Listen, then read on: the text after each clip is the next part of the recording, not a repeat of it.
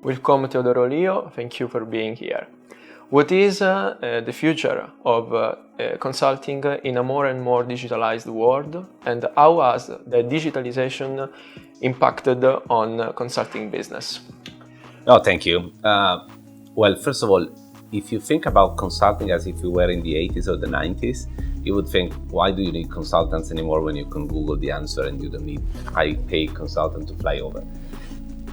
In reality, this is not the answer, because consulting is not what it used to be in the 80s, and for a number of reasons. First of all, our clients, enterprises in the world, have a tremendous need for transformation and for technology-driven transformation. And therefore, there are completely new domains that simply did not exist before, where at the intersection of technology and consulting, you find an incredible space to drive transformation and value creation. I give you an example. A few years back, you would never have imagined Accenture to hire people in a metaverse business group or in a security business group. But this is part of the consulting services our clients need today to address the challenges of the world, and this is what we provide. At the same time, and that's the second angle, the way we run consulting is different from the 80s and the 90s, because it's not relying on each individual knowledge and skills and specific know-how, but it's about using, again, technology and data and AI to drive insights and to help our clients to advance to the next level of performance. And that especially in the context of the post-pandemic consulting, where a lot of the work is done remotely, it's a very important transformation. What is your personal advice to students or graduates that want to pursue a career in consulting? What are the key factors to succeed, and what can an experience in consulting give to the students? Well, we live in a world of what we call compressed transformation. So things are changing fast, and what you learn today may not necessarily be the thing you need tomorrow. That's why I believe one of the key things is about being able to be agile in decision making, fast in understanding facts, analytics, and getting insights from there, and therefore able to adapt with leadership, with authenticity, and also, let me say, with humbleness to the changes in the world, because there is no secret recipe. What are Accenture's commitments to achieve sustainable development? And how important is the role of consulting firms in promoting the green transition and the sustainability among their clients? It's a great question, and it's on one of my favorite topics, thanks. Sustainability is definitely part of the purpose of what we see happening in the world. I mean, we see the world is going there, and is going there for a reason, and we absolutely want to be part of this movement. And we want to do it in two ways, if you want. One, and maybe it's the easy one, it's Accenture itself. We have declared our commitment to become net zero by 2025, which is tomorrow, basically. We already have 85% of our energy coming from renewable this year. We'll go to 100% in 2023, and then we will work to offset all the impact due to travel and all the stuff that is pretty much related to our 700,000 people and what they do across the world. But second, equally important, even more, is what we do with our clients, because we help our clients to achieve their sustainability goals.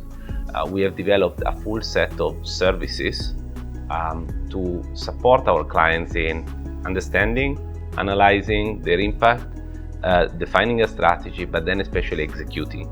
Because consulting today is not anymore just about defining the strategy, but it's about how do we make things happen? How do we realize our sustainable goals? How do we help manufacturers to transform their plants in order to be sustainable? This is what we're doing today with our clients across the globe, and this is something we're particularly proud, and I would say it's also one of the reasons why young leaders want to come to work with us, because they see the purpose of what we're doing with the clients. European manufacturing is experiencing an unpredictable, stressful period. The redesign of global supply chain after the pandemic, the higher and higher inflation, and also the shock caused by energy and gas price. What are the risks and the opportunities for European companies in this adverse context, and which are the sectors that are more exposed and the other that are more resilient in this case?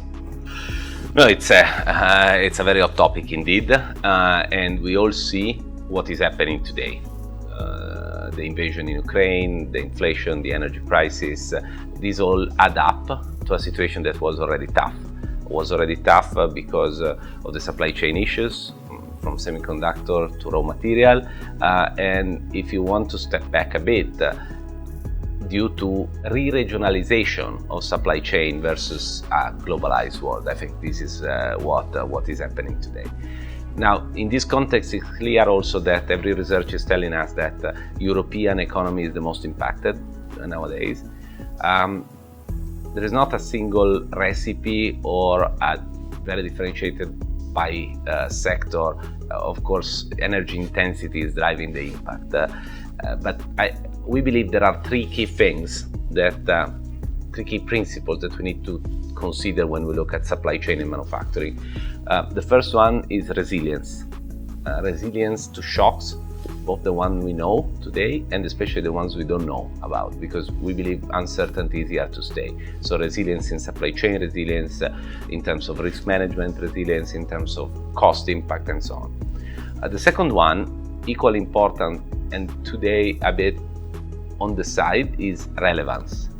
Because you can be resilient, but if you're not relevant to consumer, then you're useless and you can be easily replaced by someone else's supply chain.